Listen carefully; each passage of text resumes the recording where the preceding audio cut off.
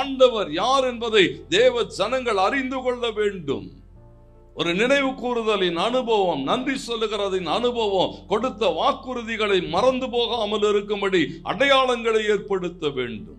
ஒன்றுமில்லாத ஆபிரகாமை கட்டி எழுப்பினவே ஈசாக்கின் தேவன், யாக்கோபின் தேவன், முற்பிதாக்களின் தேவன் என்று கேட்ட மாத்திரத்திலே இந்த வசனம் சொல்லுகிறது, மோசே கர்த்தரை பார்க்க பயந்து தன் முகத்தை மூடிக்கொள்ளுகிறார். தேவனை சரியாய் உணர்ந்து கொண்டா என்ன வந்துருமா? ஆண்டவருக்கு பயப்படுகிற பயம் வரும். மோசே பயப்படுகிறான். கர்த்தருக்கு மகிமை உண்டாகட்டும். ஆண்டவர் தம்முடைய பிள்ளைகளோடு கூட தம்மை வெளிப்படுத்தி கொண்டே இருந்தான்.